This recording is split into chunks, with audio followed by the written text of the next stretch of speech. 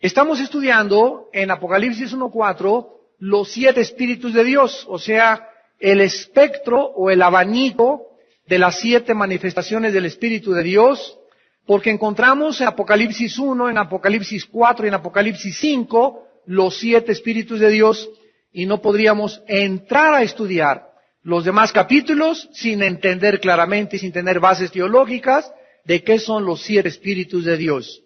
Ya hemos visto algunas de las manifestaciones, y estos 7 espíritus de Dios se encuentran en Isaías 11:2. Ahí se enumeran cada uno de ellos, y son las 7 manifestaciones del Espíritu Santo en su perfección que residieron en la persona del Mesías, en Jesucristo, Yeshua HaMashiach.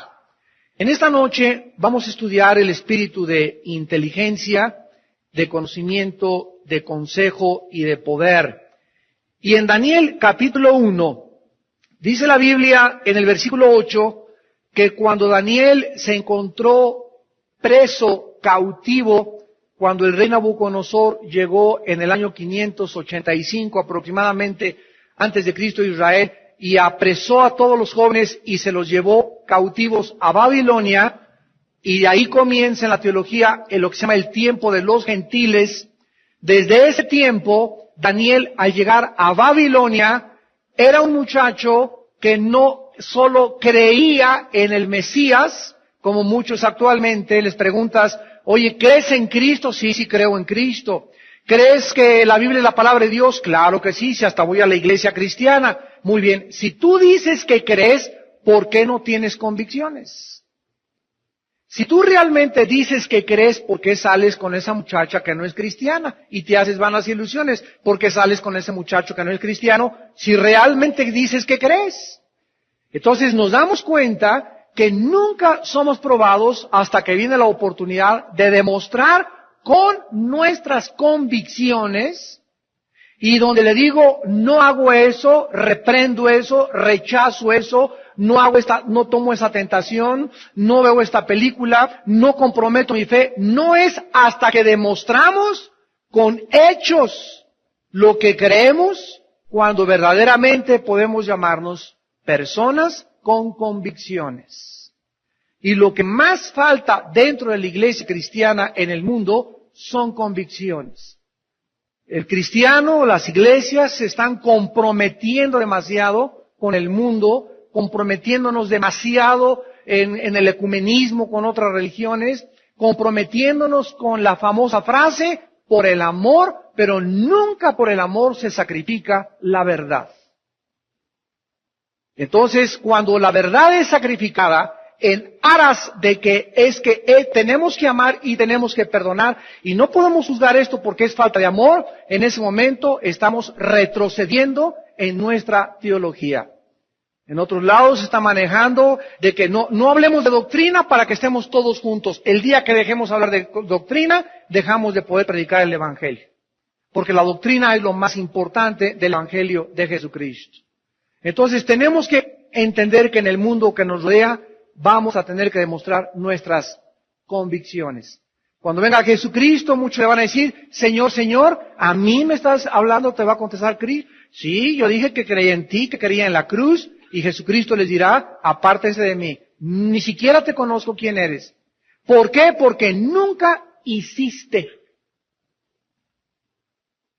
Nunca llevaste a la acción. Cuando vino la prueba, tus convicciones fueron demasiado débiles y no abrazaste verdaderamente el camino de la fe. Daniel no fue así. Dice el versículo 8 que Daniel propuso, determinó, estableció en su corazón no contaminarse con la porción de la comida del rey, ni con el vino que el rey bebía. Él decidió, no voy jamás a pensar ni a hacerme tonto de casarme con una muchacha que no sea cristiana. No voy a tratar de hacer lo que el mundo hace. Propongo en mi corazón ser una muchacha que no voy a usar minifalda, ni el escote hasta por acá, ni los pantalones como los usan, porque quiero ser tu sierva, Señor, y quiero ser pudorosa, y quiero ser santa, y no quiero atraer a ningún muchacho sobre mi cuerpo, y propongo en mi corazón, Señor, que si en mi jefe me proponen dinero o un negocio ilícito, no le voy a entrar, porque propongo en mi corazón serte fiel y ser honesto, íntegro hasta el día de mi muerte.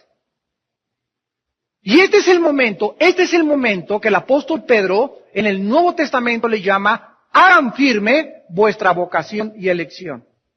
Llega un momento en tu vida en que tú tienes que decidirte ya basta. Tienes que decidirte que tú no puedes vivir con esa mujer porque no están casados. Vivir con una mujer o con un hombre que no están casados se llama vivir en pecado. Vivir en fornicación. Y Dios condena el adulterio y condena la fornicación. Tú no puedes ser cristiano y estar viviendo en pecado. Tienes que determinar en tu corazón y consagrarte ya y hacer firme tu vocación y elección, porque haciendo estas cosas, dice la Biblia, no vas a caer. Pero cuando vivimos lejos de la sombra del Altísimo, cuando vivimos en pecado, las maldiciones nos alcanzan. Vivimos desprotegidos de Satanás, los demonios nos atacan mentalmente, nos salimos del camino, no prosperamos, nada nos puede salir bien, porque la bendición y la mano de Dios no está sobre nuestra vida. Entonces tenemos que entender eso. Tal vez esta Navidad, tal vez este año, muchos de ustedes, por primera vez en sus vidas, van a hacer este tipo de determinación.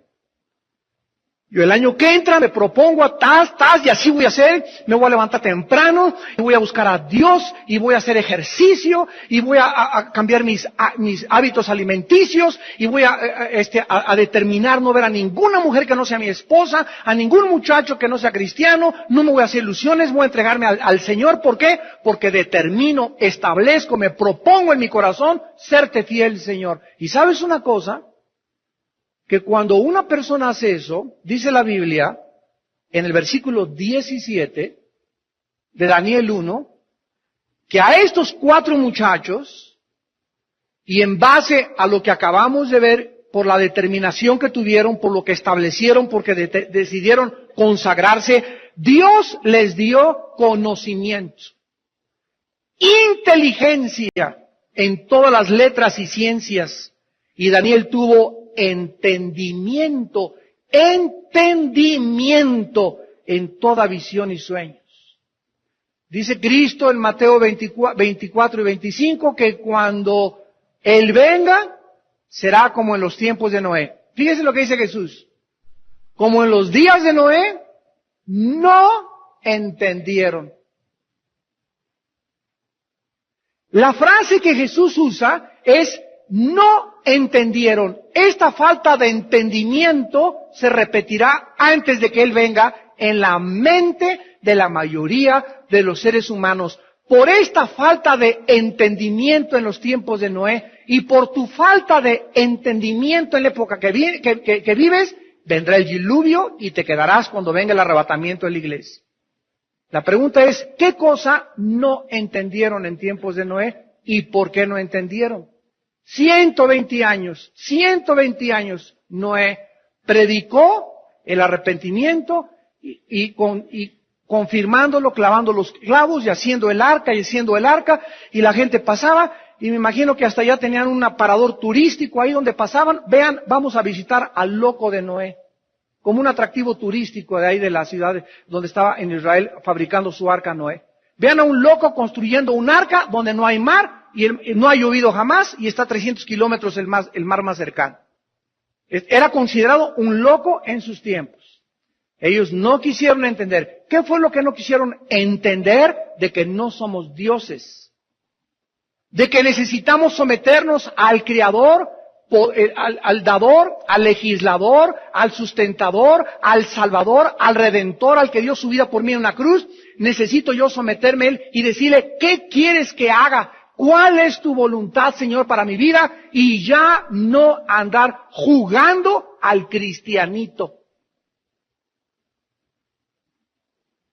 Cuando tú haces eso delante de Dios y te consagras y entiendes, ¿qué cosa tenemos que entender? Que no podemos hacer nada sin Él, que separados de Él nunca nos va a ir bien en la vida. Que duro es el camino de los transgresores. Que apartarse de Dios es sinónimo de autodestrucción. Que fuimos creados para Él, para estar con Él, para tener comunión con Él, para ser bendecidos por Él, cerca de Él siempre. En su presencia hay gozo y plenitud de gozo. Eso es lo que tienes que entender. ¿Qué es mentir el pecado? El pecado es una mentira. No es cierto que te va a ir bien si haces aquello. No es cierto que aunque el diablo venga y te diga y te pinte las 1001 noches, no es verdad, son oasis, son falsos, no es verdad. Créele a Dios y a sus profetas y serás próspero. Y te irá bien a ti y a toda tu descendencia. Dios quiere que tú entiendas y Dios les da inteligencia y en todas las letras conocimiento. Un cristiano debe sacar las mejores calificaciones en la secundaria, en la preparatoria, ser el mejor estudiante, presentar la mejor tesis, ser el mejor arquitecto, el mejor plomero, el mejor arquitecto. ¿Por qué? Porque cuando tú estás en Cristo, tenemos un espíritu superior. Tenemos la misma presencia de Dios dentro de nosotros.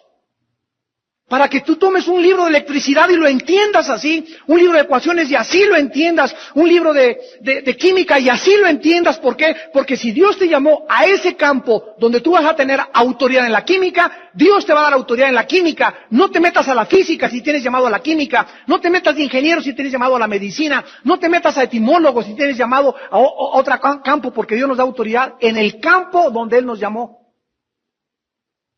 No te mates a estudiar ingeniería si no tienes aptitudes de dibujante ni te gusta la construcción. Y por el hecho de que tu papá fue ingeniero, no vas a ser tu ingeniero. Por eso, tú tienes que atender el llamado del Espíritu de Dios. Y es en nuestro campo de autoridad donde Dios nos da su gracia. Y cuando una persona está funcionando, Michael Jordan, basquetbolista, lo metes al Club América y es un papanatas. Y velo en el básquetbol, pum, no, pero ni ve la canasta y las mete así, pero ni ve las canastas y las mete. ¿Por qué? Porque ahí él tiene esa capacidad y esa habilidad innata con la cual nació, Dios se la dio para ser basquetbolista. No puede ser beisbolista, ni se puede meter a las olimpiadas a nadar, ni de fútbol, porque su autoridad es el básquetbol. No te metas en otro lugar donde Dios no te ha llamado. No quieres ser bateador de todas las cosas. Porque Dios no te llamó. Hay alguien que le da la voz y cantan y lo oyes a Pavarotti y ves a Pavarotti y le sale, pero ni se esfuerza. Plácido Domingo ni se esfuerza. Y cualquiera de nosotros parece chivo atorado.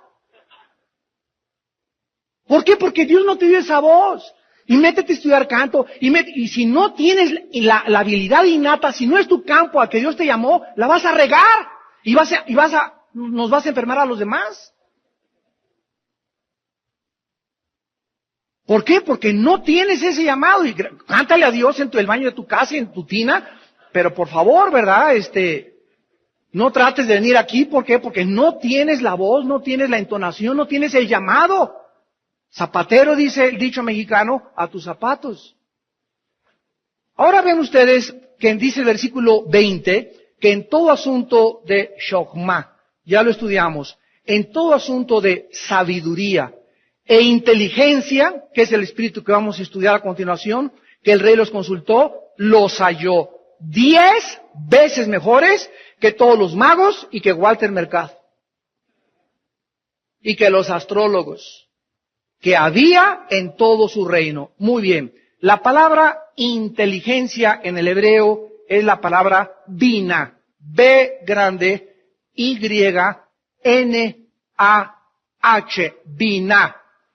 Otras veces simplemente se pronuncia en el hebreo bin, B-Y-N, inteligencia. En el griego es la palabra sunesis. Sunesis para que tengan las dos raíces etimológicas. ¿Qué significa ser inteligente de acuerdo a Dios? Porque de acuerdo a los hombres, ser inteligente es una persona que capta todo, ¿verdad? Un niño que ya a los 6 años capta y aprende a hacer la tarea, le llamamos inteligente. Pero en el área espiritual, apúntalo, la inteligencia es el entendimiento. O la comprensión para poder distinguir, evaluar entre el bien y entre el mal. O la capacidad para escoger lo mejor en una situación determinada. Lo vamos a ir explicando con más detalles. Es el entendimiento o la comprensión de poder distinguir entre el bien y entre el mal, de poder evaluar, de poder escoger lo que más me conviene de acuerdo a Dios en alguna situación determinada. Vamos a ver en primer lugar, en el libro de Deuteronomio, en el Antiguo Testamento, Deuteronomio capítulo 4, ¿de qué forma vamos a ir ligando este espíritu de inteligencia que debemos todos los cristianos tener, pero que no todos lo tienen? ¿Y cuáles son las condiciones para tener esta capacidad y no ser engañado en la vida? ¿Quién es una persona que se va con la finta y se cae en las manos de una secta? O que cree un libro que compra en Samos, El caballo de Troya, de José Benítez, y te vas con la finta, y crees que es cristiano. ¿Y por qué crees que es cristiano ese libro? Pues porque habla de Cristo, porque habla de los evangelios, y te tragas todo el anzuelo. ¿Por qué? Porque no tienes la inteligencia, la capacidad de distinguir y decir, no, esto no es bíblico. ¿Por qué no lo tienes? Porque no tienes inteligencia y te vas con la finta. Las personas que carecen del espíritu de inteligencia son fácilmente seducidas por el engaño que está a nuestro alrededor multiplicándose. Dice en Deuteronomio 4, versículo 6, le dice Dios a la nación de Israel: guárdenlos pues, está hablando de sus mandamientos, y pónganlos por obra, porque esta es vuestra sabiduría y vuestra biná, vuestra inteligencia. Cuando un cristiano comienza y determina a ser amante con su esposa, cariñoso con su esposa, a tratarla como un vaso frágil, a cuidarla, a dar un buen testimonio a sus niños en su casa, a ser honesto en su trabajo, a ser puro en la calle, a ser puro sexualmente. Cuando comienzas a poner por obra, cuando comienzas a practicar lo que ya conoces, comienzas sin que tú te des cuenta a ser inteligente espiritualmente. Y son esos cristianos los que son hacedores de la palabra, los que ponen en obra la palabra de Dios. Son esos cristianos los que dice Daniel capítulo 12, en los últimos tiempos los entendidos, los inteligentes en el hebreo, entenderán todas las cosas. Estamos ahorita viendo un mundo, yo les decía a los pastores el sábado el mensaje que les di, donde viene el ataque terrorista contra Estados Unidos comienza a tomar armas, a perseguir a Irak, a tratar de traer a la justicia a los terroristas, a convencer al mundo que Saddam Hussein tiene hasta en la cocina armas y cohetes y armas biológicas, por todo el mundo manifestaciones pacifistas, no guerra contra Irak, no sean esto, no sean aquello, somos pacifistas, abajo la guerra como la época de los hippies de los 60, se vuelve a repetir 40 años después, la misma situación pacifista. ¿Ustedes sabían que el pacifismo no es bíblico? Qué bien se ve, ¿verdad? O sea, cualquiera diría, písanlo, no queremos guerra. Desgraciadamente, señores pacifistas, escúcheme, si están viéndonos por la televisión, desgraciadamente vivimos un mundo de pecado donde a los multihomicidas hay que echarles 300 años o pena de muerte. A los criminales y terroristas hay que perseguirlos y traerlos a la justicia. Vivimos en un mundo donde desgraciadamente no se puede peace and love sin el uso de la fuerza. Desgraciadamente se tienen que usar las armas y los soldados y los granaderos y la policía para poder traer justicia a una nación, porque a través del peace and love, y les rogamos que no hagan manifestaciones en la carretera, señores campesinos, y les pedimos que no bloqueen las calles, por favor, peace and love, háganos caso. ¿Cuál háganos caso? Toma tú, háganos caso. No te van a hacer caso si no les mandas gases lacrimógenos, y no les mandas soldados, y desgraciadamente va a haber muertos, y desgraciadamente, ¿por qué? Porque ellos lo provocan, y si no lo hacemos caemos en un estado de anarquía. ¿Qué es anarquía? Es vivir en un estado bajo una cultura o una sociedad donde cada quien hace lo que le da la gana. Y el gobierno, bien gracias, el gobierno fue pintado y el gobierno no fue para ser pintado. El gobierno fue puesto desde Dios para poder salvaguardar nuestra seguridad y darnos garantías individuales. Para que yo vaya en mi carro y no se me atraviese en la carretera, para que vaya por el periférico y nadie se me atraviese. ¿Por qué? Porque el gobierno tiene la obligación de cuidar nuestros derechos. Y cuando alguien quiere violar mis derechos y decir, protestamos por esto como campesinos y están tratando de destruir nuestros derechos y tratando de hacer a un lado los derechos de los demás, ya no, en ese momento pierden sus derechos. Automáticamente pierdes tus derechos. Cuando la defensa de tus derechos la usas para pisotear los derechos de los demás ciudadanos y tratar de causar un caos en el tráfico, en ese momento ya no tiene por qué el gobierno hacerte caso, porque no es la manera de poder demandar tus derechos. Cuando se junta un grupo de homosexuales y llegan a la Cámara de Legisladores y los retratan en la televisión, y están los chamaquitos de 18 años, los dos hombres besándose, los dos nos amamos hasta la muerte y hasta eternamente, y nadie tiene derecho de meterse con nosotros, porque si no les hacemos pum pum, ingratos. Comienzan a agredirnos a nosotros la sociedad, a mis niños chiquitos, a mis jóvenes, y me están diciendo que pueden adoptar niños, que se pueden casar y que pueden destruir el vínculo más fuerte de toda la sociedad, que es el matrimonio, para que podamos reconocer sus derechos, pisoteando y tratando de destruir la moral de nuestros propios hijos y de la familia mexicana. En ese momento, ¿sabes una cosa? Estás loco de remate. Porque Dios no creó, ¿verdad?, a Adán para que fuera con Jorge ni con Pepe. Dios nos creó varones a los varones y a las mujeres las creó mujeres para que nos juntáramos hombre y mujer y formáramos la familia y estableciéramos el núcleo más fuerte de la sociedad, que es el matrimonio. En eso yo le doy las gracias, ¿verdad? Y alabo al cardenal Norberto Rivera, que declaró antier, ¿verdad? Es un ataque contra la familia. Gracias a Dios que la Iglesia Católica en ese sentido estamos de acuerdo. No a la homosexualidad, no a darles derechos, ¿verdad? Porque es la aberración más grande en la que una sociedad puede caer. Cuando creemos que ellos tienen derechos, y no tienen ningún derecho desde el momento en que están atentando contra el establecimiento más grande de la sociedad, que es el matrimonio. ¿Pero por qué sucede esto? Porque la gente, los mismos cristianos no saben ya ni qué votar, no saben distinguir, o sea, estamos llegando donde no sabemos qué es bueno y qué es malo. ¿Será melón, será sandía?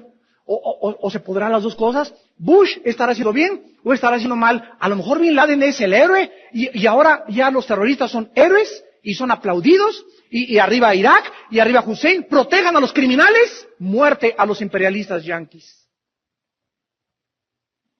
Cuando llegamos a este punto y ustedes no pueden distinguir en qué tiempo nos encontramos en México de tanta anarquía, cuando comenzamos a darnos cuenta que el bien se le llama mal y al mal se le llama bien, es un síntoma de degradación cultural, donde tenemos los días y los meses contados. Si no nos levantamos con el glorioso mensaje de la palabra de Dios. La única luz que hay en la televisión, en los radios, en las naciones, en la Cámara de Legisladores, en cualquier podio, en cualquier panel, la única luz es la Biblia. Y nosotros, dijo Jesús, somos la luz. Y si nosotros no alumbramos, quiero preguntarte, ¿quién va a alumbrar? ¿Tu tía? ¿Tu abuelita? ¿Tu cuñado? ¿Tu maestro? ¿Quién va a poder decir a la gente, este es el camino, anden por acá, esta es la luz, este es el camino, esta es la verdad? ¿Por qué no se levantan los cristianos? Porque los cristianos están cayendo en la misma trampa, donde todo es relativo. Hay muchas verdades, esa es tu verdad, yo tengo mi verdad, respeta mi verdad, no te metas conmigo, si no me meto yo contigo. Espérame tantito, el momento que tú me dices que te respeto como homosexual, estás atacando mis derechos. Y ahí sí no podemos nosotros congraciarnos ante ninguna filosofía. Y en ese momento comenzamos a dejar de ser la sal del mundo. Si tú en tu escuela no te paras, si tú en tu trabajo no te paras, si tú eres diputado, si tú eres senador, si tú eres un puesto político, si tú eres gobernante, si tú eres un juez, y si tú en el lugar de tu trabajo no estás influenciando, no estás impidiendo la corrupción, no estás previniendo el vicio, no estás tratando de destruir los falsos conceptos y los argumentos que se levantan contra la palabra de Dios, eres un cristiano que has perdido tu sabor. Y no sirves para nada más que para ser pisoteado por la gente. Eres un cristiano de aparador, nada más. La inteligencia, dice la Biblia, es activa o activada en el momento en que actuamos y obedecemos la palabra de Dios. En Job 28:28, dice la Biblia, el temor del Señor es la sabiduría, y el apartarse del mal es la inteligencia. A ver, ya vamos armando nuestro rompecabezas. Vengo aquí al estudio el martes, recibo la palabra de Dios en mi corazón, voy a un estudio mañana, el domingo en tu iglesia, se abre la Biblia, benditos seamos de que tenemos la oportunidad de escuchar después tanta porquería y que la academia y que el Big Brother y todas las mugres que hay para retrasados mentales en la televisión y en el radio. Tenemos la oportunidad de venir a un lugar donde se abre la Biblia, las verdades de Dios, inmutables, de limpiarnos de tanta basura del mundo, de tantos libros, de tanta pornografía, de tanta cochinada, y saber cuál es la voluntad de Dios. Yo ya en esta noche sé cuál es la voluntad de Dios. Voy en la noche y la comienzo a practicar. Ahora bien, mientras avanzamos en la vida cristiana, vamos a ir encontrándonos tentaciones. Tentaciones. Cada vez que una tentación se para enfrente de ti y le sacas la vuelta y no te vas directo y caes en la tentación, mientras tú le sacas la vuelta a la tentación y sigues caminando, subes un nivel de inteligencia superior, y mientras más tentaciones enfrentes en la vida, mientras más te apartes del mal y ligas al pecado, no hoy, no ayer, ni la semana pasada, no le entro, no hago eso, no hago aquello, más creces en inteligencia. Más se agudiza tus sentidos espirituales. Más creces en discernimiento. En el Nuevo Testamento se le llama, en el griego, discernimiento de espíritus. Más susceptible y sensible te vuelves, ves a una persona, ya sabes que esa persona, comienzas a entender y a ver realmente el corazón de la gente. Y esta capacidad de ver el corazón de la gente, aunque no lo conozcas mucho, te protege de muchos males en la vida. Y Dios nos da esa capacidad, porque dice en 2 de Pedro 2:9, sabe Dios librar de pruebas a los piadosos. Y gracias a Dios que te libró de ese muchacho, gracias a Dios que te libró de esa muchacha, te libró de ese negocio, te libró de comprar esa casa, te libró de comprar ese coche, te libró de las cosas que nos hubiéramos arrepentido. ¿Por qué nos libró Dios? Porque lo estamos buscando. Sabe Dios librar de tentación a los piadosos. Y tú lo vas a comenzar a ver conforme el tiempo pasa, por qué Dios hizo lo que hizo. Ahora, en 1 Corintios 2, en el Nuevo Testamento, versículos 14 al 16, finalmente nos damos cuenta cómo opera la inteligencia en el discernimiento espiritual. 1 Corintios capítulo 2, versículo 14 en adelante. El hombre natural, que es el ser humano que no tiene el Espíritu de Dios, que es el ser humano no regenerado, ese es el hombre natural, dice la Biblia que no percibe las cosas que son del Espíritu de Dios. O sea, todas las cosas que pertenecen al mundo invisible espiritual de Dios, no de Satanás, del reino de Dios, las personas, no importa que sean inteligentes, humanamente hablando, y que tengan 3 títulos académicos, y que tengas el premio Nobel de literatura, y que seas astrofísico, no importa la inteligencia humana que tengas, cuando se trata del mundo espiritual de Dios, eres un papanatas. Eres un bebé. Estás bandeando y no vas a percibir jamás. Por eso vienen a la Biblia los ateos y, ¿cómo puede ser la palabra de Dios esto si hay mucha sangre? ¿Cómo puede un Dios bueno mandar a matar a los cananitas? ¿Cómo puede Dios? ¿Por qué? Porque se estrellan, chocan contra el mundo espiritual. No pueden meterse a la Biblia con la mente normal con la que nacimos. Para poder entrar a la Biblia, que es el reino de Dios y el cual nos abre el reino de Dios, tenemos que entrar con la mente de Dios. Porque es la mente de Dios la que inspiró este libro. y solo la mente de Dios puede abrir mi entendimiento para iluminar mi inteligencia espiritual y yo comprender, discernir, percibir espiritualmente el mundo espiritual y las verdades de Dios. ¿Me va siguiendo?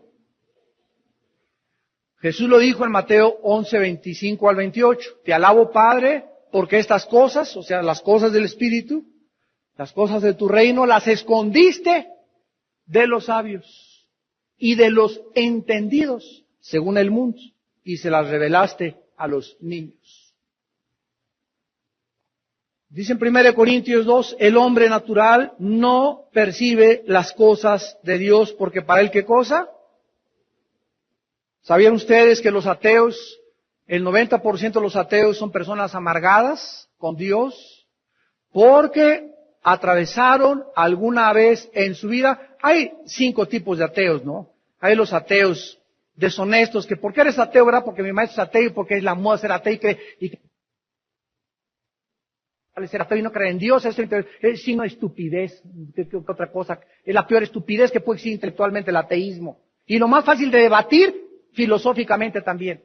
Bueno, es otro tipo de ateos. Pero la mayor parte de los ateos, los que son ateos como Jean-Paul Sartre, como Friedrich Nietzsche, como Ted Turner, el dueño de CNN en el mundo, como Ingersoll, como los grandes que se distinguieron en su ateísmo, como Carlos Marx, como Carlos Darwin, todas estas personas como Sigmund Freud, el padre de la psicología moderna, que era ateo también, y habiendo oído a Cristo, se amargó de Cristo y comenzó a creer que la mente es la respuesta. Los ateos, en alguna época de su vida, no supieron explicar, no entendieron por qué se murió su hermanito, por qué se murió su papá, por qué tembló y les cayó el techo a los niños, por qué sucedió esto, y como no pudieron explicar algo en sus vidas, se traumaron con Dios. Y dijeron en su capacidad y en sus conclusiones lógicas, si Dios fuera amor, no hubiera permitido que se muriera mi perro, no hubiera permitido que se muriera mi hijo, no hubiera permitido aquellas cosas, y como ellos no entendieron lo que sucedió, se cierran y le echan la culpa a Dios y entonces declaran, Dios no existe.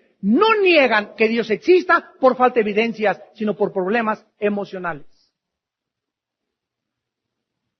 No hay un solo ateo, jamás, ni lo ha habido en la historia, que sea ateo porque diga, no encuentro evidencias para creer que exista un Dios, porque evidencias sobran. Uno de los más famosos ateos del siglo pasado fue Carlos Sagan, un astrofísico, astrónomo, que declaró, el universo siempre es lo que ha estado, ha sido y será. Fuera de esto, no hay nada más que investigar. Nietzsche, el hombre filosóficamente que influyó más en Adolfo Hitler, dijo que Dios estaba muerto. ¿Cómo acabó Nietzsche? Acabó siendo un homosexual a los 38 años de edad y a los 42 años dicen que se sentaba en el piano de su casa y como loco comenzaba a azotarse contra el piano y acabó en un hospital psiquiátrico. El hombre que dijo que Dios estaba muerto murió primero que Dios porque Dios sigue vivo. Las cosas del Espíritu para ellos son locura. Porque no las puede, ¿qué cosa? ¿Qué se necesita para entender la Biblia? Para entender la mente de Dios, para entender los juicios de Dios, para entender las cosas del mundo, para tener una explicación. Necesitamos inteligencia espiritual. Y hay cristianos que tienen al Espíritu de Dios, pero jamás han sido inteligentes espiritualmente. Y ahí, en lo más recóndito de tu corazón, muchos que me escuchan ahorita, ahí en lo más hondo de tu corazón, escúchame, tú estás enojado contra Dios. Y tienes algo contra Dios que no te cumplió en tus años pasados. Algo que sucede en tu vida, por lo cual sigues culpando a Dios, no te has podido librar de este temor inconsciente y de esta amargura inconsciente en contra de Dios. Cristianos que necesitan pedirle perdón a Dios. Así es. Y no es hasta que tú le pides perdón a Dios por tu falta de comprensión y por querer retarlo y poder creer que eres más inteligente que Él y por qué no te explicó esto, que no eres libre. Porque mientras tengas ese rencor contra Dios y no hayas perdonado tú a Dios, no vas a poder jamás ser una persona libre y menos inteligente espiritualmente hablando. Las cosas de Dios, dice la Biblia, ¿qué cosas se han de discernir? Apunta la palabra discernir, significa distinguir entre el bien y entre el mal, entre el error y la verdad, entre lo blanco y lo negro, entre lo incorrecto y lo correcto. ¿Qué significa esto? Que el ser humano, cuando nacimos y por naturaleza, nacimos con el alma y el espíritu así, entremezclados. Dice Hebreos 4:2, la palabra de Dios es viva y eficaz y más cortante que toda espada de dos filos y penetra, vean con atención, hasta partir, esa palabra en el griego es dividir el alma y el espíritu.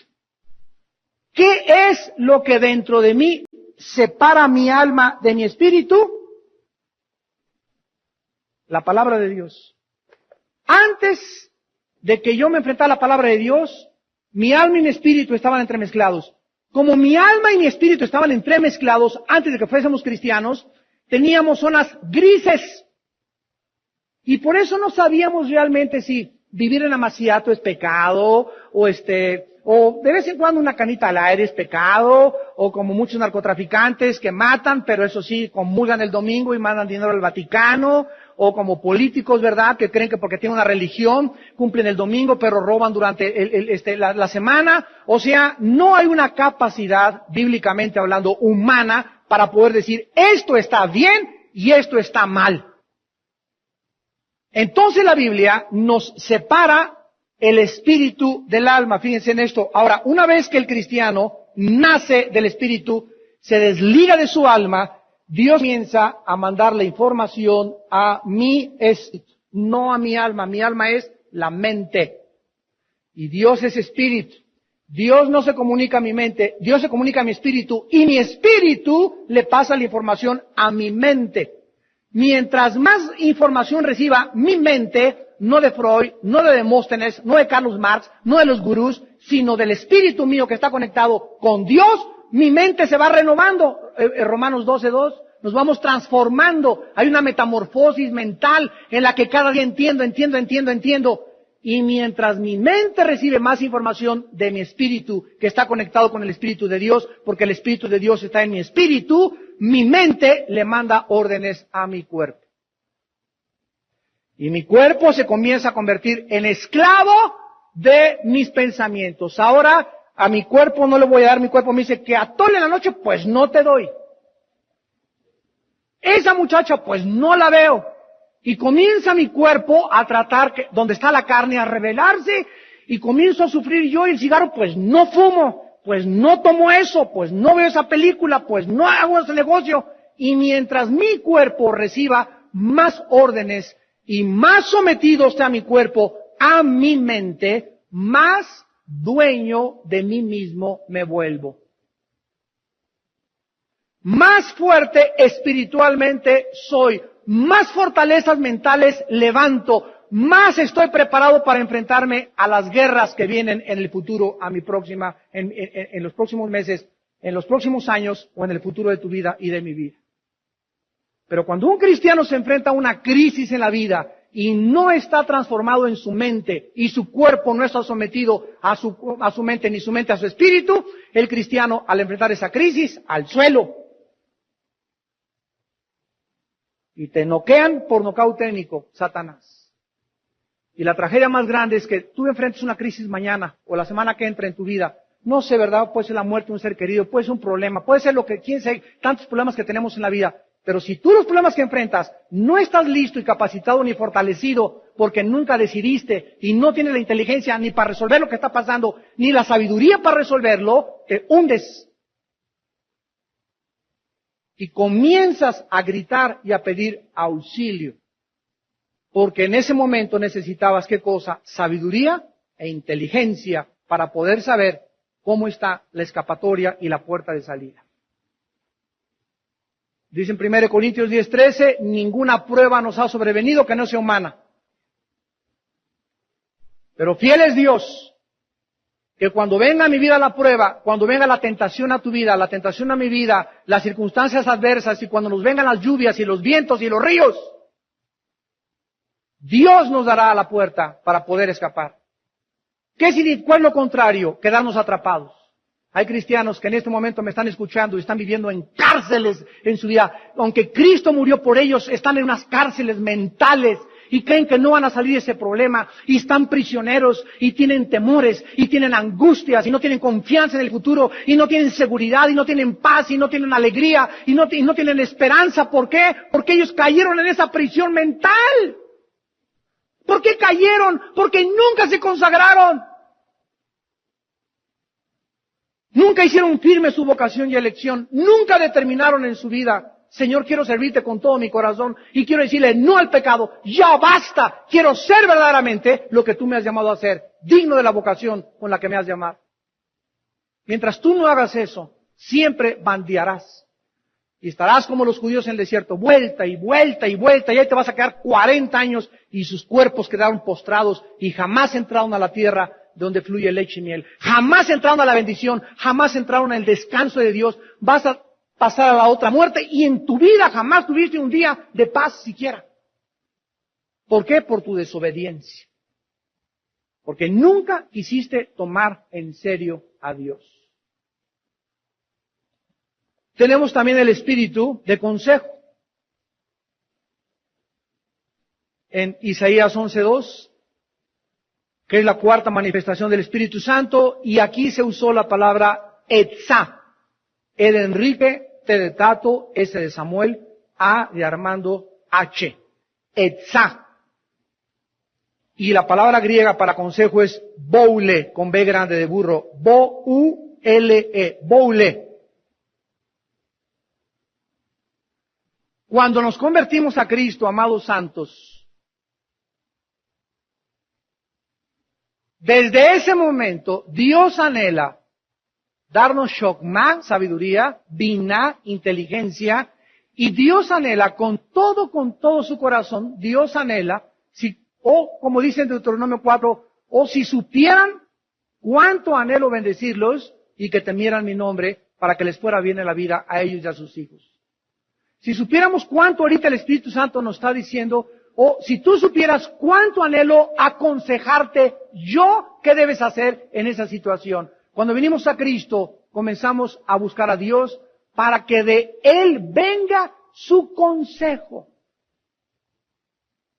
Ya no vas con el psiquiatra, con el psicólogo, con tu comadre, con la doctora Corazón. Ahora Dios anhela que le busquemos a Él para todas las decisiones que tomemos en la vida. Y ese Espíritu Santo que tenemos dentro de nosotros, lo puso Dios para guiarnos, para aconsejarnos y que podamos caminar en el camino de la verdad. Nosotros tenemos que entender qué es lo que significa este espíritu de consejo, vivir haciendo la voluntad de Dios. Este consejo o esta voluntad de Dios, lo mismo, es recibido por aquellos que han determinado ser santos en toda su manera de vivir. Aquellos que han decidido seguir a Dios en serio. Aquellos que han determinado consagrarse al Señor recibirán sabiduría, inteligencia, consejo. Y si nosotros recibimos el paquete completo en esta vida, qué maravilloso podemos pasar a la otra vida y en la otra vida saber que en esta vida pudimos en abundancia y en su máxima potencialidad disfrutar todas las bendiciones que el Espíritu de Dios tenía para todos nosotros. Miremos rápidamente en el libro de Isaías capítulo 30. Isaías capítulo 30. Que fue esta razón por la cual Dios pronunció este juicio contra su pueblo escogido. Isaías 30, del 1 al 3. Vean ustedes que comienza con un ¡ay! Cuando tú veas en la Biblia un ¡ay! ¿Cuándo hacemos ¡ay! Me duele. Cuando hay dolor, ¿verdad? Entonces, cuando el Espíritu Santo comienza una frase con ¡ay! ¿De qué nos está hablando? Del dolor que se avecina. ¡Hay dolor! De los hijos que se apartan. Ya, para comenzar, cualquier cristiano que se aparta de Dios, ¡ay! Escúchame, vas a sufrir. Vas a sufrir. Ay de los que se apartan, dice el Señor. Ahora dice la Biblia, para tomar etzá, para tomar consejo y no de mí. ¡Ay! Que vayas y le preguntas a tu cuñadita, ¿qué debo hacer en este problema? Y ni siquiera es cristiana tu cuñada y le andas pidiendo consejo. ¡Ay! Vas a sufrir. Cuando tienes la Biblia, cuando tienes a tus pastores, tienes a tus pastoras, tienes cristianos maduros a quienes pedirles consejo, ¿por qué vas a otro lugar a pedir consejo? ¡Ay! Chihuahua, ¿cuánto apache? En segundo lugar, para cobijarse con cubierta y no en espíritu, o sea, no solamente te alejas de Dios y pides consejo a un psicólogo, pides consejo a un psiquiatra que ni cristiano es, que está más loco que un chivo, y aparte de eso, crees que te vas a cobijar o vas con tu cuñado o vas con tu tío que es el gobernador o que es el presidente de la república y crees que te vas a cobijar y que porque es presidente te va a ayudar y porque es diputado te va a ayudar y en ese momento estás dependiendo y estás viendo al hombre y no a Dios como tu cobija. ¡Ay! Vas a sufrir. Versículo 2, que se apartan para descender. Escucha, toda persona que se aparta de Dios para pedir consejo del mundo, comienza ¿a qué? A descender. Comienza tu picada. Se apartan para descender a Egipto. Egipto es el símbolo del mundo y no han preguntado de mi boca. Escucha, cuando tú te alejas de Dios y pides consejo en el mundo y buscas una protección falsa que no es Dios, te estás fortaleciendo con la fuerza de Faraón. ¿Quién es Faraón? Satanás. Estás yendo a pedirle consejo a Satanás y poner tu esperanza en la sombra del mundo. Pero la fuerza de Faraón, dice Dios, se te cambiará en vergüenza. Y el amparo de la sombra de Egipto en confusión. Cualquier persona que se aleja de Dios, que cree que puede encontrar consejo en la astrología, que puede encontrar consejo en la psiquiatría, que puede encontrar consejo en la psicología, en su cuñada, en su tío, en su maestro, que no sea cristiano, va a haber en tu vida dos cosas: mucha vergüenza y confusión mental. Porque Dios anhela ser nuestro consejero. Uno de los títulos con los cuales el profeta habló acerca de aquel Mesías que vendría algún día al mundo es precisamente admirable consejero. Príncipe de paz, Sar Shalom en el hebreo, Rey Dios, Emmanuel, Dios con nosotros. Y en tercer lugar tenemos el espíritu de conocimiento. ¿Qué es el conocimiento? Es la información que tú tienes acerca de el reino de Dios. Si yo tengo información de la Biblia, yo sé cuándo murió Noé, cuántos días fueron el diluvio, los cuentos de Daniel, conozco la reina Esther toda su vida. Si tú tienes información, conocimiento de la Biblia, y ese conocimiento de la Biblia tú no lo practicas y no lo aplicas, el conocimiento siempre ensoberbece. Envanece, 1 Corintios 8:2. El conocimiento per se envanece y ensoberbece. Necesitamos el conocimiento llevarlo a la práctica. Si tú sabes que no debes de comer carne de puerco, tienes más de 40 años y estás pasadito y no puedes comer chicharrón, porque un joven de 25 sí puede, tú tienes más de 40, 45 y tú lo haces, ¿qué cosa estás haciendo? El conocimiento que tú tienes no te sirve de nada porque no lo llevas a la práctica. Y ese conocimiento que tenemos, cuando no lo llevamos a la práctica, comienza a operar dentro de nuestra mente una desintegración mental y emocional. ¿Saben qué significa la palabra íntegro? Significa, tanto en el latín como en el griego, poner dos cosas. De ahí se llama integración, integrar, unidas en una sola fuerza. Eso es una mente íntegra. Un hombre íntegro es una persona que habla y lo que habla lo vive. Cuando tú comienzas a decir bla bla bla bla bla bla bla bla bla bla bla, y no practicas lo que tú predicas, te desintegras mentalmente. Y la psicología le puso un título a esta aversión mental y lo bautizó con el nombre de esquizofrenia, que en el griego significa mente dividida. ¿De dónde lo sacaron? De Santiago capítulo 1. El hombre de doble ánimo, esa palabra ánimo es almático en el griego. El hombre de doble mente, ahí lo dice hace 2000 años antes de Freud, es inconstante, es una persona inestable en todo lo que hace. Y te das cuenta que eres cristiano, pero eres inestable. No puedes permanecer en un lugar, eres incapaz de amar a una sola mujer, eres incapaz de amar a un solo hombre, eres incapaz de guardar un trabajo, eres incapaz de vivir en un solo lugar, eres una persona que siempre estás bandeando. ¿De dónde viene este bandeo? De que no estás integrado. ¿Por qué no estás integrado? Porque no has decidido obedecer lo que tú sabes que Dios quiere para tu vida. Nosotros no jugamos con Dios. Lo tomamos en serio, tan en serio que dio su vida por nosotros en una cruz. Y Dios quiere que lo tomes en serio. Y que las personas que toman en serio a Dios y realmente creen lo que Él dice y lo practican, no te imaginas las bendiciones que Dios te da, en esta vida y en la otra. ¿Por qué? Porque Dios quiere que tengamos toda la plenitud totalmente de su Espíritu Santo. Oremos.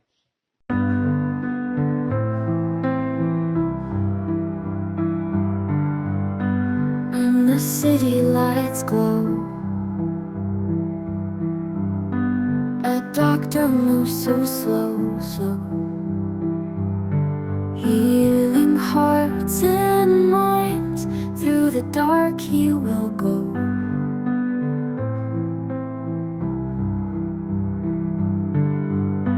Patients come with fears, broken souls and tears. In his hands they're safe, time will mend their years. Doctor of dreams he is, healing hearts with skills. Lessons learned in pain, life's a spinning wheel.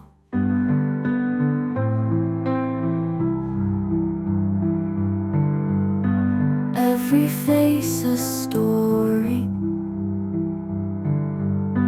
every scar a glory. In his care they find strength to move on fully. Lessons life may teach, found in every speech. Doctor's quiet heart, guiding those in reach.